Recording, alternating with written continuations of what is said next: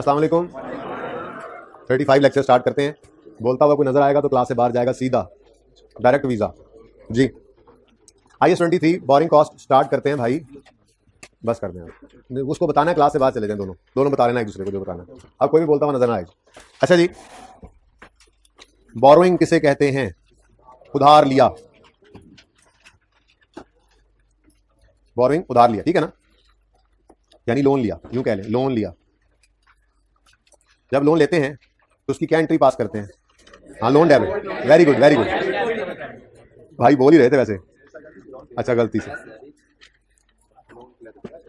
Cash debit, loan payable credit. अच्छा भाई, खामोशी से बैठना प्लीज, मैं ये कह रहा हूं, मैं बिल्कुल भी माफ नहीं करूंगा इस मामले में। बच्चे ज्यादा हो तो इतनी गुंजाइश नहीं होती कि हर कोई सरगोशी भी करे जी। ज्यादा बच्चे ना सरगोशी भी हो ना तो वो फिर अच्छी खासी आवाज बन जाती है, तो सरगोशी की भी इजाजत नहीं। ओके, अच्छा जी, आपने लोन लिया। जब लोन लिया जाता है, देखें हर चीज की कोई ना कोई कॉस्ट है। बिजली इस्तेमाल की, क्या कॉस्ट पे की? बिल, ठीक है। एम्प्लॉय की सर्विसेज इस्तेमाल की, क्या कॉस्ट पे की? सैलरी, ठीक है। बिल्डिंग इस्तेमाल की, किराए पे ली हुई है, क्या कॉस्ट पे की? रेंट। बैंक से लोन लिया, क्या कॉस्ट पे की? इंटरेस्ट, ठीक है ना। तो जो बोरोइंग्स होती हैं, बोरोइंग्स की कुछ ना कुछ कॉस्ट्स भी होती हैं, ठीक है। वो कॉस्ट सिर्फ इंटरेस्ट नहीं होता, बैंक चार्जेस ले इसके ऊपर। यानी लोन लिया, बैंक ने कहा जी आप जरा कोई लोन कमिटमेंट फी दे दें, आप प्रोसेसिंग चार्जेस दे दें, कोई भी ऐसे बैंक चार्जेस हैं, या बैंक कमीशन है, या कमिटमेंट फीस है, ऐसे ही बस डिफरेंट नेम्स हो सकते हैं, एक ही जैसे नाम है, ठीक है जी। कमिटमेंट फीस है कोई, या मशहूर जमाना जो सबको ही पता है कॉस्ट लोन की क्या होती है? Interest expense.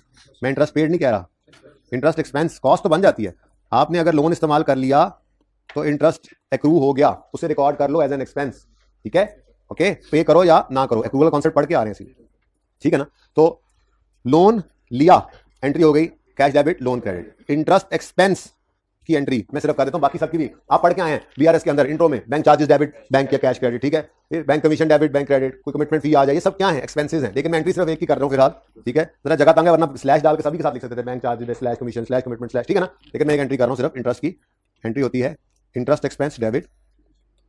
कैश भी क्रेडिट हो सकता है अगर पे कर दिया, नहीं भी पे किया तो इंटरेस्ट रिकॉर्ड करने के लिए कैश का क्रेडिट होना जरूरी नहीं है, इंटरेस्ट पेएबल भी क्रेडिट हो सकता है, ठीक है।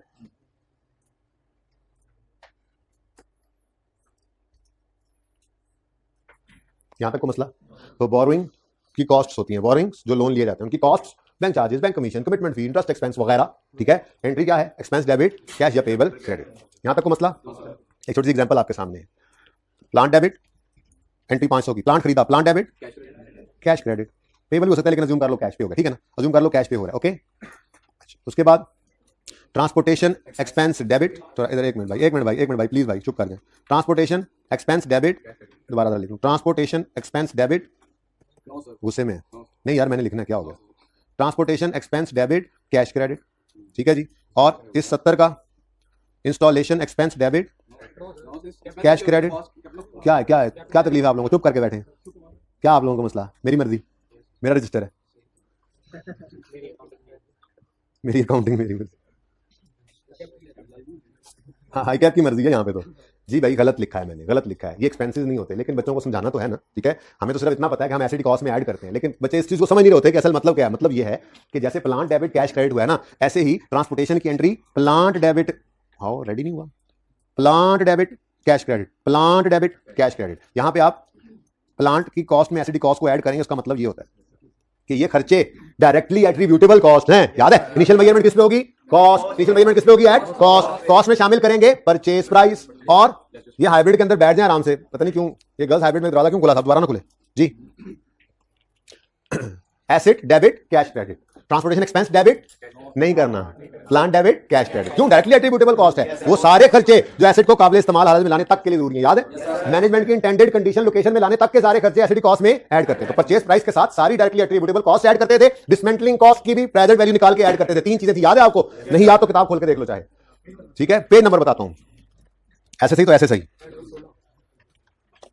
अभी देखते हैं पेज नंबर, ये देखें जी, पेज 111, हो पेज 111 पे आपका ये कॉन्सेप्ट है, ये आपको हैंड आउट दिया था, अब आपकी किताब का ये हिस्सा है, ठीक है जी। ये सही हो जा, सही नहीं हो रहा, हो गया जी। भाई इनिशियल मेजरमेंट एट कॉस्ट होती है, एलिमेंट्स ऑफ कॉस्ट क्या कुछ होगा जी, परचेज प्राइस होगी इंक्लूडिंग इंपोर्टेड नॉन इंपोर्टेड ब्ला ब्ला ब्ला, डायरेक्टली एट्रीब्यूटेबल कॉस्ट होंगी और initial estimate of cost of dismantling होगा। ये तीन चीजें थी, बाकी बीच में एग्जांपल्स है किताब के अंदर ना, ये एग्जांपल यहां पे बीच में डाल दी, ठीक है ना, तरतीब से। ओके, ये तीन चीजें थी, element of cost, purchase price add करो डायरेक्टली एट्रीब्यूटेबल कॉस्ट, फिर लेस कर दो ट्रेड डिस्काउंट वगैरह, फिर directly attributable cost of bringing asset into current condition and location, management वाली, ये सारी एग्जांपल्स नहीं पढ़ी हुई हैं हमने। फिर initial estimate of cost of, तो ये तीन चीजें एसेट कॉस्ट में ऐड होती थी। अब installation and assembly asset cost में ऐड होता है।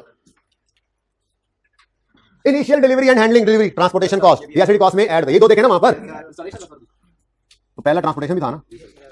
ओके लो, तो ट्रांसपोर्टेशन हो या इंस्टॉलेशन हो, डायरेक्टली एट्रीब्यूटेबल खर्चा है, एसेट कॉस्ट में ऐड होगा। इसकी एंट्री होती है एसेट डेबिट कैश क्रेडिट, ना के एक्सपेंस डेबिट कैश क्रेडिट। जी फरमाएं।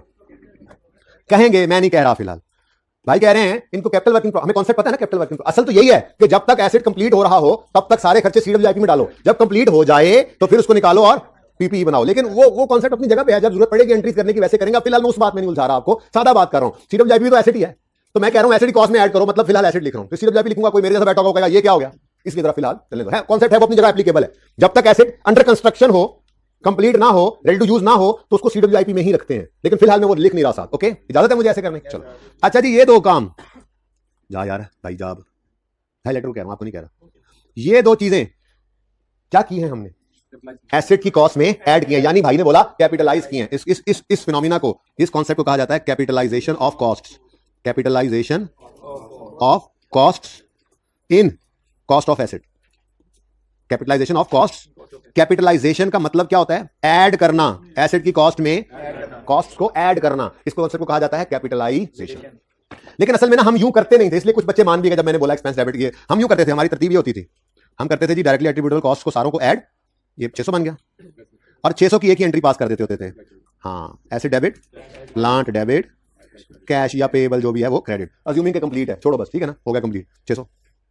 तो ये 600 की एक एंट्री होती थी, दरअसल ये 600 के अंदर ये तीन चीजें इकट्ठी एंट्री हो रही होती थी, एसेट डेबिट कैश क्रेडिट। ठीक है, यहां तक को मसला है तो बताएं। ये कॉन्सेप्ट है, ये कॉन्सेप्ट है कैपिटलाइजेशन ऑफ बोरोइंग कॉस्ट का। ये ऊपर क्या था, बोरोइंग कॉस्ट, ये क्या था जी, ये बात क्या थी जी, बोरोइंग कॉस्ट। ठीक हो गया। इसके बाद अगली बात हमने क्या देखी, बोरिंग कॉस्ट हमने समझ लिया ना, बोरिंग क्या होती है और उसकी कॉस्ट क्या हो सकती है। ठीक है, ओके। अब एक और कॉन्सेप्ट आपको दिया, ये है capitalisation of cost in cost of asset. ये कॉन्सेप्ट है छोटा सा, ऐसी एग्जांपल बना लिया हमने, लमसम। अच्छा, अभी एक फोटो वाली बात तो नहीं, तो बात चल रही है, चलें ठीक है, मर्जी आप। अच्छा जी, नेक्स्ट। इंट्रो में आपको उस्तादों ने पढ़ाया होगा कि अगर आपने कोई एसेट खरीदना है और उस पर कोई पैसे नहीं है आपके पास, एसेट आपने खरीदना है, पैसे नहीं है आपके पास, आपने बैंक से लोन ले लिया और वो एसेट जाके खरीद लिया बाजार से। लेट्स से वो एसी था, ठीक है, आपके पास एसी के पैसे नहीं थे, आपने बैंक से लोन ले लिया, बैंक वालों को कहा आपको 2 साल बाद पैसे वापस कर देंगे, ठीक है, और आप जाके एसी खरीद लाए और आके इंस्टॉल कर दिया। ठीक है, अब एसी चल पड़ा, लेकिन लोन अभी भी आउटस्टैंडिंग है। पैसे पड़े होते, अगर कल ही देने होते तो फिर आज लोन क्यों लेते। ठीक है, तो लोन पड़ा है तो इंटरेस्ट आएगा। अब आपको साधों ने क्या कहा था, नहीं इंटरेस्ट को एसेट कॉस्ट में ऐड मत करना, इसे क्या करना, एक्सपेंस आउट। ठीक है ना, लेकिन वो पूरी बात नहीं थी, वो बचपन था, उन्होंने अपने मतलब की पूरी बात कर ली थी। लेकिन यहां पे हम अब मुकम्मल बात करेंगे। वो मुकम्मल बात ये है कि अगर तो एसेट रेडी है फॉर इट्स इंटेंडेड यूज और सेल, क्या मतलब, हमने कोई बिल्डिंग खरीदी है फॉर द पर्पज ऑफ अपना इस्तेमाल, तो वो पीपीई बनेगी ना। और अगर हम प्रॉपर्टी डीलर हैं, हमने बिल्डिंग खरीदी है फॉर सेलिंग पर्पज, तो हमारी क्या बनेगी, इन्वेंट्री। ये मतलब लफ्ज का ये मतलब है, फॉर इंटेंडेड यूज और सेल का। ठीक है ना। अच्छा, अगर कोई एसेट हमने खरीदा और वो एसेट खरीदते ही जिस इस्तेमाल के लिए है, जिस यूज के लिए, इंटेंडेड यूज है तो उसके लिए रेडी है, या इंटेंशन हमारी यूज है उसके लिए रेडी है, इंटेंशन हमारी सेल है तो उसके लिए रेडी है। अगर एसेट इस तरह का है तो इस एसेट के ऊपर इंटरेस्ट ऐड नहीं हो सकता, चाहे इसके पैसे लोन से हमने पूरे किए हो। क्यों क्यों, कोई लॉजिक कोई ऐसे कॉमन सेंस, कोई अकाउंटिंग नहीं, कॉमन सेंस आप बताएं, कॉमन सेंस है आप लोगों के अंदर तो बता दें भाई। देखें, एसेट की कॉस्ट के अंदर चीजें ऐड करना रुक जाती होती हैं जब रेडी टू यूज हो। तो जो एसेट हमने लिया और लेते ही वो रेडी टू यूज और रेडी टू सेल है, तो उसके अंदर तो बाकी कॉस्ट ऐड नहीं हो सकती। ठीक है, अब एक अगली बात, हमने एक एसेट, एक तो था बिल्डिंग हमने खरीद ली, बनी बनाई बिल्डिंग खरीदी, पैसे दिए, चाहे लोन लेके दिए चाहे जैसे भी दिए, और हमें चाबी मिल गई, हमने चाबी खोली, सामान अंदर रखा, इस्तेमाल, चाबी मतलब ताला खोला, चाबी खोली, ठीक है, चाबी से ताला खोला, सामान अंदर रखा, बिल्डिंग इस्तेमाल करना शुरू कर दी। ऐसी बिल्डिंग चाहे अपने पैसों से लो चाहे लोन लेकर लो, आपने इंटरेस्ट लोन, अगर मिसाल के तौर पे आपने ऐसी बिल्डिंग लोन लेकर खरीदी, तो उस लोन का इंटरेस्ट इस बिल्डिंग की कॉस्ट में ऐड नहीं हो सकता। ठीक है, नहीं हो सकता, एक्सपेंस आउट करो, बस कहानी खत्म। अब एक बिल्डिंग ऐसी थी जो आपने खुद बनाई, अब उसके बनने में कोई 8-10 महीने लग गए, 8-10 महीने तक वो बिल्डिंग बनती रही। जब आपने बिल्डिंग बनाने का सोचा, आपके पास पैसे नहीं थे, आपने क्या किया? लोन ले लिया। ठीक है, अब इस लोन के ऊपर भी आपने इंटरेस्ट पे किया। अब कॉमन सेंस, मैं कोई नहीं कह रहा अकाउंटिंग का रूल, कॉमन सेंस यूज करके बताओ, क्या अब इंटरेस्ट इसकी कॉस्ट में ऐड हो सकता है? इस दौरान में तो सारी कॉस्ट ही उसकी कॉस्ट में ऐड होती थी। बिल्डिंग बना रहे हो, ईंटों की कॉस्ट ऐड करो, सीमेंट ऐड करो, बजरी ऐड करो, सरिया ऐड करो, लेबर ऐड करो, ओवरहेड्स ऐड करो, कंसल्टेंट को, इंजीनियर को पैसे दिए, ऐड करो। सारे खर्चे जो बिल्डिंग को काबिल इस्तेमाल हालत में लाने के लिए जरूरी है वो ऐड करते जा रहे हैं। ठीक है, तो जो लोन इस बिल्डिंग के लिए लिया है उस पर जो इंटरेस्ट दिया वो भी ऐड करो, लेकिन एक खास टाइम तक ऐड करना है। जब बिल्डिंग रेडी टू यूज हो जाए तो सब कुछ ही ऐड होना रुक जाता है, तो इंटरेस्ट भी ऐड करना रोक देंगे। ठीक है, तो कोई ना कोई स्टार्टिंग पॉइंट भी होता है, कोई ना कोई एंडिंग पॉइंट भी होता है। स्टैंडर्ड ने बताया हुआ, मैं लिख के बताऊंगा आपको। ठीक है, स्टार्टिंग एंडिंग पॉइंट मैं बताऊंगा इंशाल्लाह, उसकी तरफ भी आते हैं। ठीक है, तो दो तरह की बिल्डिंग हमारे सामने आ गई, एसेट्स, मैं बिल्डिंग की एग्जांपल ले रहा हूं। दो तरह की बिल्डिंग हमारे सामने आ गई, एक वो जो ready for its intended use और सेल है, लेते ही, और एक वो जो बनने में, जो हम बनाएंगे और बनने में अच्छा खासा अरसा ले। स्टैंडर्ड लफ्ज इस्तेमाल किया, सब्सटेंशियल पीरियड ऑफ टाइम। ठीक है, सही है। ये दो तरह की बिल्डिंग, पहली वो जो रेडी फॉर इंटेंडेड यूज और सेल है, दूसरी वो जो बनने में अच्छा खासा अरसा ले। जो रेडी टू यूज है, ready for its intended use और सेल है, इस्तेमाल के लिए तैयार है, जो भी इस्तेमाल आपने करना उसके लिए तैयार है, उसको सादा एसेट कहते हैं। और जो बनने में अच्छा खासा अरसा ले वो क्वालिफाइंग एसेट कहलाता है, जब तक बन ना जाए। क्वालिफाइंग एसेट क्या नई चीज आ गई सर? वो उसने सीए किया हुआ एसेट ने क्वालिफाइंग बचा कर, मेरी क्वालिफाइंग अटेम्प्ट थी भाई, वो तो सीए के एंड पे होती है। कहते नहीं सर कैफ क्वालिफाइंग अटेम्प्ट थी। अच्छा ठीक है, क्वालिफाइंग एसेट IS 23 का कॉन्सेप्ट है। IS 23 कहता है ऐसा एसेट जो बनने में अच्छा खासा अरसा ले, वो क्वालिफाई कर गया मेरे हिसाब से, मेरा रूल है कि आप इंटरेस्ट को उसकी कॉस्ट में ऐड कर सकते हैं। बात समझ आई है? तो क्वालिफाइंग एसेट क्या होता है? पहली बात, क्वालिफाइंग एसेट क्या होता है? Qualifying asset is an asset that takes ना 1 ईयर को नहीं लिखा स्टैंडर्ड ने, substantial period of time to get ready for its use. To get ready for its use, मैंने सिर्फ यूज लिख दिया, हालांकि असल लफ्ज तो स्टैंडर्ड ने ये लिखा हुआ है। चलो बात छोड़ो, for intend use. Qualifying asset कौन सा एसेट है? जो सब्सटेंशियल पीरियड ऑफ टाइम ले to get ready for its use. अब नई मुसीबत आ गई। सब्सटेंशियल का मतलब जी, स्टैंडर्ड ने कोई, हाँ स्टैंडर्ड ने कोई इसके लिए क्वांटिफाई नहीं किया। स्टैंडर्ड ने बहुत सारी चीजों में स्टैंडर्ड क्वांटिफाई नहीं करता, वो जजमेंट पे छोड़ता है। ठीक है, सब्सटेंशियल का मतलब होता है अच्छा खासा, अच्छा खासा, अच्छा खासा अरसा, सब्सटेंशियल पीरियड ऑफ टाइम। ठीक है जी। अब क्योंकि स्टैंडर्ड ने यहां पर कोई बात भी नहीं की हुई, तो अकाउंटेंट्स फिर अपने अंदाजे के हिसाब से किताबों के अंदर जहां पे लिखा हुआ मिलता है, ये कहते हैं जी 3 to 4 मंथ्स, अगर लेट्स से 3 to 4 मंथ्स किसी चीज के तैयार होने में लग रहे हैं तो इसको हम कहेंगे अच्छा खासा अरसा। और जिस चीज के तैयार होने में अच्छा खासा अरसा 3 to 4 मंथ्स लग रहे हैं, ठीक है, ये भी किताबों में लिखा हुआ, स्टैंडर्ड ने नहीं क्वांटिफाई किया हुआ। ठीक है, आपको सवालों के अंदर इतनी थोड़ी रेंज देगा ही नहीं, आपको सवालों के अंदर कॉन्सेप्ट टेस्ट करना है ना, 7, 8, 9, 10 महीने लेगा, तो मैंने 3-4 महीने लिख दिए इसलिए। ठीक है ना, 3-4 महीने काफी है, अच्छा खासा अरसा होता है। ठीक है, तो वो एसेट जो बनने में अच्छा खासा अरसा ले वो क्या है? Qualifying asset. वो क्या है? Qualifying asset. तो जरा इसको पक्का करते हैं, फिर अगला रूल पढ़ते हैं। छोटी सी एग्जांपल 3-4 लिखी हुई है। एग्जांपल आपने बताना है क्वालिफाइंग एसेट है कि नहीं है। ठीक है, डॉलर्स परचेज्ड अ बिल्डिंग। ठीक है, भाई कह रहे हैं रेडीमेड बिल्डिंग लिखें, बिल्कुल सही कह रहे हैं, रेडीमेड, ये लो। ओके, ठीक है, अच्छा चलो बोला, उसने लिखना चाहिए हमें। नेक्स्ट, पहले वाले ने कहा वाह वाह, डॉलर्स वाले ने बिल्डिंग लिया, हम भी लेंगे। उन्होंने बिल्डिंग मिली नहीं, बनी बनाई मतलब की, तो उन्होंने खुद बना ली। पहले constructed a building in 5 months. कड़िंग, यस, ये वाला टिक आपको अभी नहीं समझ आता, ये लो। अच्छा नेक्स्ट, रफी यहां पे बैठा हुआ था पिछली क्लास में, मैंने कहा Rafi purchase the car readymade. अरे जो 3 to 4 मंथ वाली बात, ये इंटरेस्ट ऐड करने के लिए वो बाद में करेंगे, फिलहाल मैं कह रहा हूं क्वालिफाइंग एसेट कौन सा है। अब इंटरेस्ट का नाम लिया मैंने। Packages limited installed a plant in 3 months. ठीक हो गया, जरूरी नहीं बिल्डिंग हो, प्लांट ले लिया है, जब तक इंस्टॉल ना हो, जब तक भाई कह रहे थे कैपिटल वर्क इन प्रोग्रेस में रखें, तो जब तक वो कैपिटल वर्क इन प्रोग्रेस में पड़ा रहेगा तब तक वो क्वालिफाइंग एसेट। ठीक है, यहां तक कोई मसला नहीं। अब अगली बात जी, हाँ, well constructed a building in 5 months. Constructed a building, constructed मतलब होता है बनाई है, 5 महीने में बनाई है। क्या मसला इसमें? चुप कर जाओ यार, तुमसे पूछा है जी बेटा। बना चुके हैं, तो मैं ये कह रहा हूं कि वो बनाने के अरसे में क्वालिफाइंग एसेट था, जब बन चुका फिर रुक जाएगा। ठीक है, मैं समझा रहा हूं। ऐसी बिल्डिंग, हम जो सवाल करेंगे ना उसमें सवाल भी ऐसे ही करेगा, ईयर एंड पे खड़े होंगे। अब वो कहेगा बिल्डिंग बननी शुरू हुई थी 1 मार्च को और बन गई है 30 सितंबर पर, कितने महीने लगे? 6। आपको मैं तो 31 दिसंबर पे खड़ा हूं तो बन चुकी है, फिर काउंटिंग ना करें। हमने दौरान साल पूरी काउंटिंग करनी है ना, तो वो हम देखेंगे साल के शुरू में बनना शुरू हुई 1 मार्च पे 30 सितंबर तक, ये अच्छा वो क्वालिफाइंग एसेट था, तो काउंटिंग उस हिसाब से करेंगे। समझ गए बात को?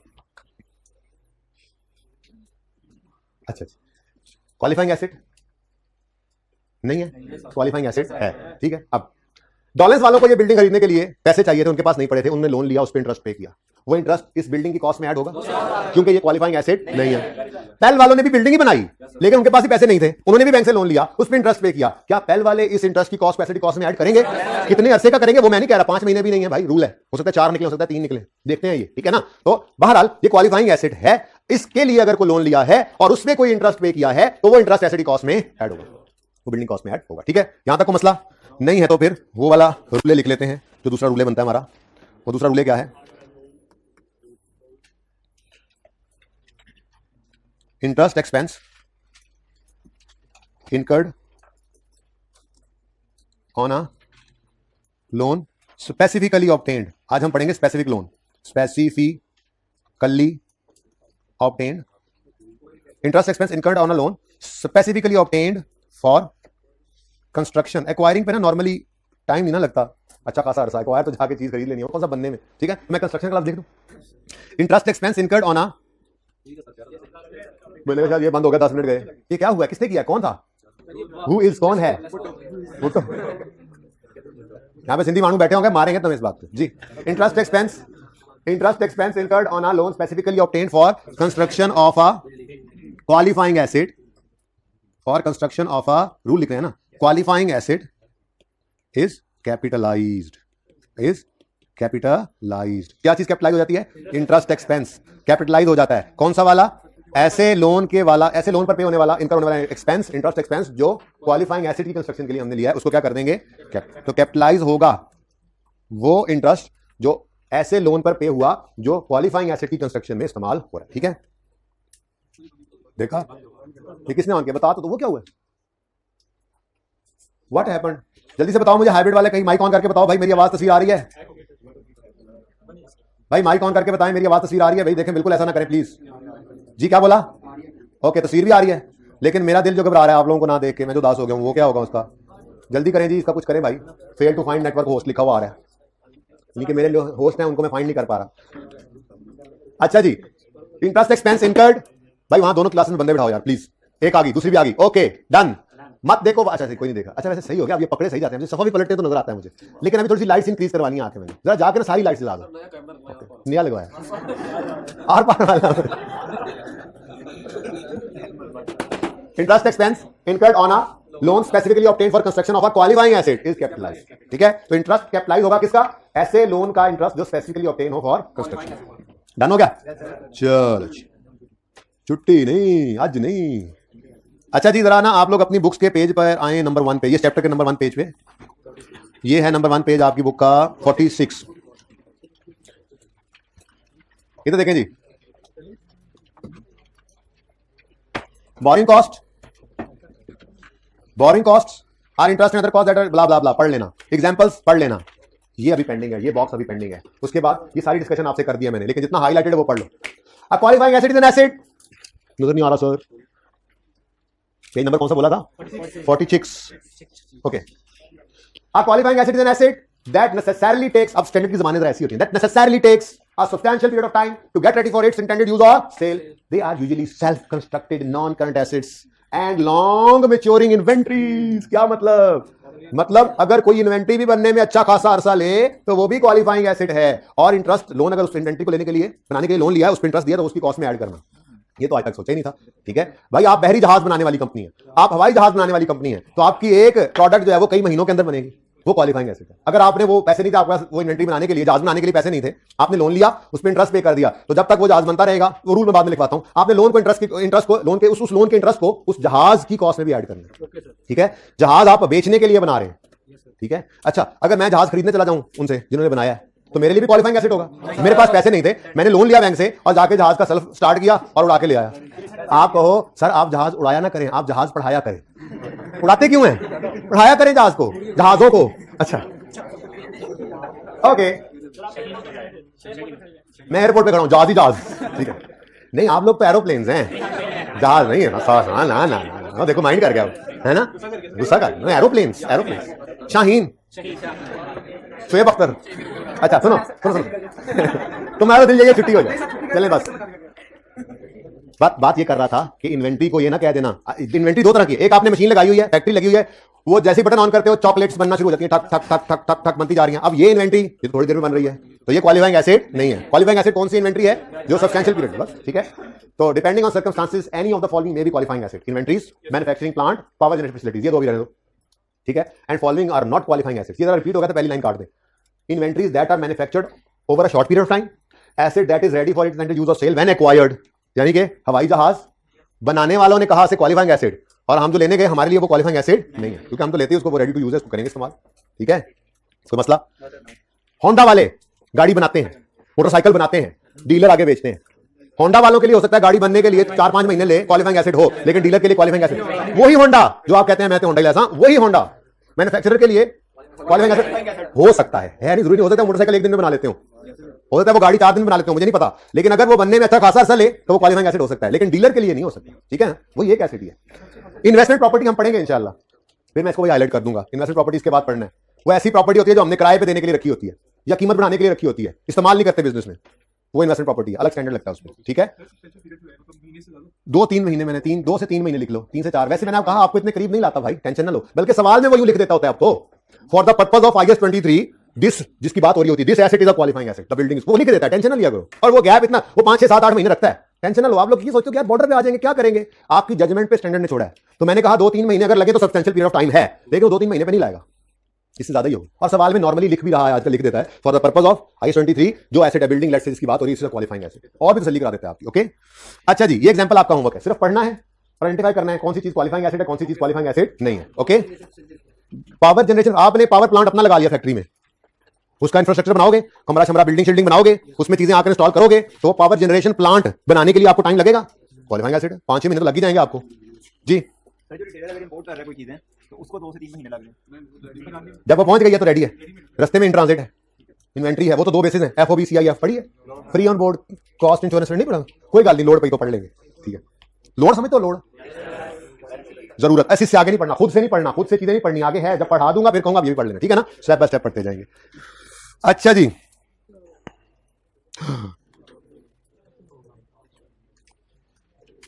बच्चों, ओ बच्चों, स्पेसिफिक लोन्स की बात हो रही है अभी तक, कल जनरल लोन्स की बात होगी। स्पेसिफिक लोन जो स्पेसिफिकली जिस प्रोजेक्ट की बात हो रही थी उसके लिए ऑब्टेन करते हैं। जनरल लोन पहले से पढ़े थे, और भी कई कामों में इस्तेमाल हो रहे थे, इधर भी इस्तेमाल हो जाते हैं वो जनरल, लेकिन स्पेसिफिक लोन सिर्फ इस प्रोजेक्ट के लिए लिया जिसकी बात हो रही होती है और सिर्फ इसी पे इस्तेमाल करते हैं, ठीक है ना। तो स्पेसिफिक लोन्स की बात हो रही है। अब ये तो डिसाइड हो गया, अगर क्वालिफाइंग एसेट है और उसके लिए कोई स्पेसिफिक लोन लिया है तो उस लोन का इंटरेस्ट उस क्वालिफाइंग एसेट की कॉस्ट में ऐड करना है। अब अगला सवाल पैदा होता है, कब शुरू करना है, कब खत्म करना है, कब शुरू करना है कमेंसमेंट, कब खत्म करना है सीजेशन, ये स्टैंडर्ड का रूल है, बताने लगो, ठीक है। कमेंसमेंट ऑफ व्हाट, कमेंसमेंट का मतलब क्या होता है, कमेंसमेंट का मतलब क्या है, शुरू करना, शुरू करें, स्टार्ट करें, शुरू करें, ऑफ व्हाट, कैपिटलाइजेशन। ये कैपिटलाइजेशन क्या है, एसेट की कॉस्ट में ऐड करना, एसेट की कॉस्ट में लिख दे भाई, ये भी मेरा भाई है ना, छोटा भाई है, ऐड करना, ठीक है जी बच्चों। शुरू करें क्या, एसेट की कॉस्ट में ऐड करना, क्या, बोरिंग कॉस्ट, किस दिन से। अब इसमें ना हम 3 डेट्स ढूंढा करेंगे, लेकिन वो रूल बाद में पढ़ते हैं, पहले जरा सवाल पे वैसे ही अप्लाई करते हैं।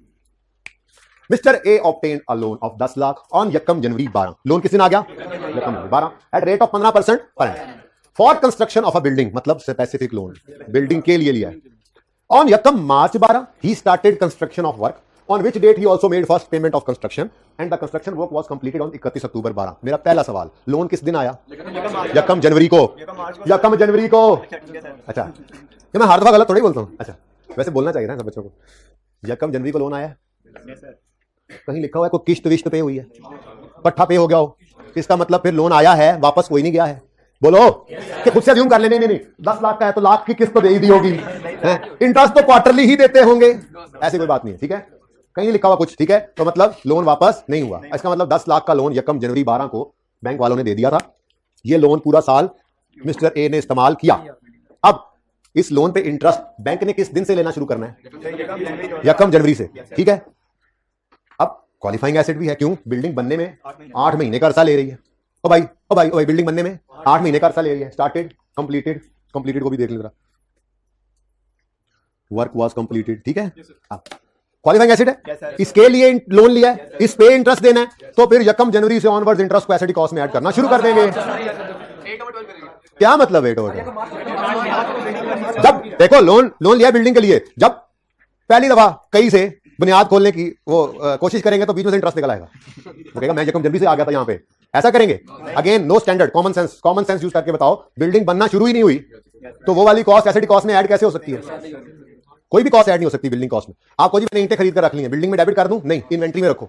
भाई जो अक्सर कहते होते हैं कॉस्ट वाला कॉन्सेप्ट, इन्वेंट्री में रखो है जी, फिर जब लगा लोगे तो इन्वेंट्री क्रेडिट करके बिल्डिंग डेबिट तब करना। बात समझे हो? तो बिल्डिंग बनना शुरू नहीं हुई, इसका मतलब यकम जनवरी से तो इंटरेस्ट कैपिटलाइज नहीं होना, ठीक है, यकम मार्च से हो सकता है वो।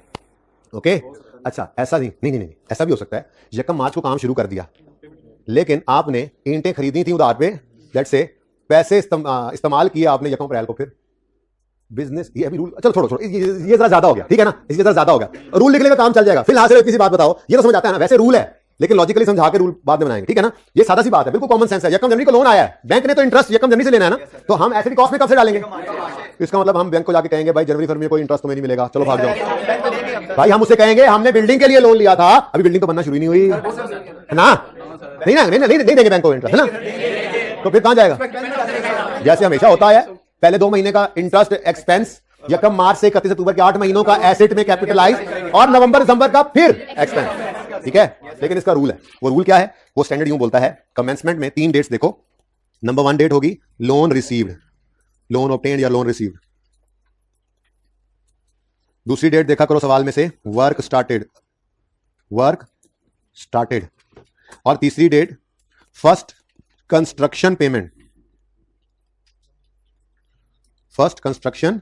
पेमेंट, ठीक है। इनमें से लेटर, बच्चों चीजें ज्यादा होती जा रही हैं। सर क्या कर रहे हैं आप? आपने पहले दिन बताया IAS 36 में इंपेयरमेंट लॉस आता है जब रिकवरेबल अमाउंट गिर जाए बुक वैल्यू से, फिर आपने कहा रिकवरेबल अमाउंट होती है higher of fair value cost और वैल्यू इन यूज, फिर आपने इंपेयरमेंट करा के कुछ दिन बाद रिवर्सल कराया तो आपने कहा रिवर्सल में कॉस्ट मॉडल हो तो lower of book value had there been no impairment और रिकवरेबल अमाउंट लिखना। और सर आज आप फिर कह रहे हैं लेटर ऑफ, सर हम कहां जाएं? आप रिवीजन करें, आप और कुछ नहीं कर सकते, आप बार बार चीजों को करें, चीजें बढ़ना शुरू हो चुकी हैं, मिक्सअप नहीं करनी। हर टॉपिक के एंड पे अपनी समरी बनाया करो, मैं कोशिश करूंगा शायद मैं भी बना दूं, लेकिन आप IAS 36 की समरी आप घर पे खुद बनाएं, जो आप बनाएंगे वो कोई किसी का उसका कोई मुकाबला नहीं कर सकता। समरी कैसे बनाएं? वो जुमला याद होगा आपको, बात तरफ निकल के चलो 2 मिनट, ताकि आपको पता हो हर टॉपिक के बाद हमने क्या करना है। आज आपका होमवर्क है बुक से IAS 36 का सारा चैप्टर रीड करना है, मैं कुछ भी नहीं पढ़ाऊंगा उसमें से, अगर आप नहीं कहेंगे तो। मतलब चेक कर ले, ICAP की बुक से भी देखा करें चीजों को, सिलेबस भी ओपन करके देखा करें। जब कोई चैप्टर कंप्लीट हो आपकी जिम्मेदारी बनती है कि इंश्योर करो कि जहां ICAP क्या कहता है, ये सिलेबस है, ये मेरी किताब है, इससे बाहर कुछ नहीं है, इससे बाहर कुछ नहीं है, तो इंश्योर तो करो कि जो उसने किताब में सिलेबस में लिखा हुआ है वो हमने पढ़ लिया। प्लीज, ये मैं भी ये करता हूं, आप भी करें, दोनों का काम है। हो सकता है मुझसे कुछ रह जाए, बता दोगे, ये नहीं कि मैं कर रहा हूं दावा है कुछ नहीं बचेगा, ऐसा कुछ नहीं भाई, दावा नहीं कर रहा, मैं तो हेल्प मांग रहा हूं आपसे। आप देख लोगे, हो सकता है मुझसे कुछ स्किप हो गई हो, तो आप मुझे अभी IAS 16 की तरफ ना जाओ, वो लेंथी चैप्टर है, ठीक है ना, छोटा चैप्टर IAS 36, उसकी थ्योरी को पढ़ो, सारी छोटी छोटी एग्जांपल्स हैं, most of the examples have been done in class. सिर्फ देखोगे हाँ अच्छा ये तो वो है, हाँ अच्छा ये तो वो है, ठीक है। मैं कह रहा हूं IAS 36, ठीक है। अब पास पेपर पे आओगे, एक सवाल सिर्फ उसमें छोड़ा हुआ है हमने, वो आसानी इतना था, वो डायवो वाले सवाल जैसा था, मैंने कहा टाइम जाया करना है, ठीक है। क्वेश्चन बैंक के 6 सवाल थे, 6 के 6 हमने किए हैं, रह गए MCQs, वो किसने करने हैं? आप करेंगे तो मैं करवाऊंगा, मैंने नहीं करने, किसी ने बताया नहीं मुझे अभी तक कि हमने कर लिए हैं। कितने ऐसे बच्चे हैं IAS 36 के सारे MCQs कर लिए हैं? एक बच्चे हैं, अच्छा 2-3 हैं। ये कितनी क्लास है पता है? ये 125 क्लास ये बैठी है, वो हाइब्रिड के अंदर भी बैठे हुए हैं तकरीबन 100 से ऊपर बच्चे। इन हाइब्रिड में हाथ खड़ा करें, जो सारे ऐसे देखो, पूरे हाइब्रिड बॉयज में 1, गर्ल्स में 1 भी नहीं। अब ये वाला एटीट्यूड पास नहीं कराएगा, अगली गल तो पता है। फिर वो सारे नहीं थे, फिर किताब आ गई थी, ठीक है, उसके अलावा भी थे। तो बहरहाल करिए, सिर्फ IAS 36 अभी करना है आपने कंप्लीट, आज में कर लें, कल में कर लें, इंश्योर कर लें, उसमें एक लफ्ज भी ऐसा ना हो जो आपको समझ ना आ रहा हो, ठीक है। फिर मुझे बताना जो चीज रहेगी होगी वो, फिर मैं जैसे अभी IAS 16 चल रहा था, आज क्यों रोका है, 23 नया शुरू है ना, वरना आपको IAS 16 चले जा रहा है। तो ऐसे जो चीज रहती होगी करेंगे जरूर, बताओगे तो करेंगे ना। हो सकता है मुझसे रह जाए, हो सकता है मैं एंड में भूल जाऊं, हो सकता है यही इसी तरह से पर्चे में चले जाओ, और हो सकता है वही बात पर्चे में आ जाए, फिर मारे गए ना। तो इसलिए तसल्ली करनी है आपने। ओके जी, most important thing is to pass, ठीक है। पासिंग की मेहनत करते करते ही सर्टिफिकेट वालों का सर्टिफिकेट आ जाता है, वो कहते हैं बस हम तो पढ़ रहे थे पास होने के लिए, पता नहीं चला। हाँ, तो पास करो इंशाल्लाह, वो भी हो जाएगा। अच्छा जी, तो commencement of capitalisation of borrowing cost, later of, ये 3 डेट्स, और सिजेशन कर देनी है वर्क कंप्लीशन पर। जब वक्त पूरा हो जाए, काम खत्म हो जाए, तो आपने हर चीज को ऐड करना है, एसिड कॉस्ट में रोकना है ना, तो इंटरेस्ट को भी रोक देना, ठीक है। नहीं समझ आए? हाँ भाई कह रहे हैं अगर साल पहले एंड हो जाए, काम अभी अंडर कंस्ट्रक्शन हो एसेट, तो भाई साल के एंड पे तो सब कुछ ही रुक जाता है। एक्सपेंस रिकॉर्ड होना रुक जाते हैं, इनकम्स रिकॉर्ड होना रुक जाती हैं, एसेट्स वहां तक पे आ जाते हैं, लायबिलिटीज वहां तक, हर चीज बैलेंस शीट ईयर एंड हो जाए फिर तो सब कुछ ही उस दिन रुक जाता है ना, तो फिर इसकी क्या जरूरत है आगे जाए। लेकिन वैसा सवाल करेंगे हम शायद को 5वें लेक्चर या 6ठे लेक्चर में जाके, जो आखिरी लेक्चर होंगे इस टॉपिक के, जब हम बिल्कुल ये लेवल होगा हमारा एग्जाम लेवल से भी ऊपर चले जाएंगे, ठीक है ना, तब की बात जी। लोन रिसीव हफ्ते वाले दिन, लोन रिसीव यकम मार्च नहीं नहीं नहीं नहीं नहीं नहीं यकम जनवरी, यकम मार्च वाला किधर क्या बदतमीजी से कहा जाए। हाँ लोन रिसीव यकम जनवरी 2012, वर्क स्टार्टेड यकम मार्च 12, फर्स्ट पेमेंट यकम मार्च 12, तो कमेंसमेंट डेट बनी ये लेटर है, ठीक है। फर्स्ट कंस्ट्रक्शन पेमेंट अभी बता, अभी एक मिनट जरा ऐसे पीला कर लो ऐसे, फिर अभी बताता हूँ अपने भाई को। ये देख, ऑन यकम मार्च he started construction work on which date he also made payment for construction। तो फिर यहीं से देखा था मैंने, और कहां से देखा, मुझे ख्वाब आया था। और वर्क कंप्लीट किस दिन हो गया? 31 अक्टूबर 2012। तो ये वो अरसा है, ये वो ब्रैकेट है जिसके दरमियान जिस अरसे का इंटरेस्ट पेड नहीं, एक्सपेंस की बात करूं, पेमेंट तो चाहे 1 रुपए की ना करें, एक्सपेंस इनका कैसे हो जाता है, लोन इस्तेमाल कर लिया, 1 महीना लोन इस्तेमाल कर लिया, नहीं इंटरेस्ट दिया, पे नहीं किया, ईयर एंड आ गया, 1 महीने का इंटरेस्ट रिकॉर्ड करना जरूरी है, 1 महीना अभी जाके लोन वापस करो, बैंक को बैंक कहेगा कटो 1 महीने का इंटरेस्ट कटो, ठीक है। तो स्पेसिफिक लोन, वो लोन जो स्पेसिफिकली ऑब्टेन किया जाता है for construction of a qualifying asset, उसके इंटरेस्ट को क्वालिफाइंग एसेट की कॉस्ट में ऐड करते हैं। कितने अरसे को? कहते हैं शुरू करें लेटर ऑफ ये डेट्स और रोक दें वर्क कंप्लीशन पे। ईयर एंड जब आएगा देख लेंगे, वैसे ईयर एंड में सब कुछ रुक जाता है, उसको छोड़ो, रूल याद कर लो, ईयर एंड बीच में घुसा लेंगे, ओके। अब कितने महीने बने? लोन किस दिन आया है? यकम जनवरी फरवरी 2 महीने का भी इंटरेस्ट है, अक्टूबर के बाद नवंबर दिसंबर भी 2 महीने का, ये 4 महीने का इंटरेस्ट बैंक ने लेना है, बैंक ने पूरे साल का इंटरेस्ट लेना है, हमने एसेट की कॉस्ट में 8 महीने का ऐड करना है, बाकी एक्सपेंस है। समझ आती है बात की? ठीक है, ये स्पेसिफिक लोन। यहां पर ना इंशाल्लाह फिर कल लाइन लगाऊंगा यहां पे ऐसे, और फॉर जनरल लोन फिर कल रूल लिखेंगे, ठीक है ना। ये 2 ही लोन, 2 तरह के लोन होते हैं बस, समझ आ रहा है भाई। पार्ट 2 स्टार्ट कर दूं।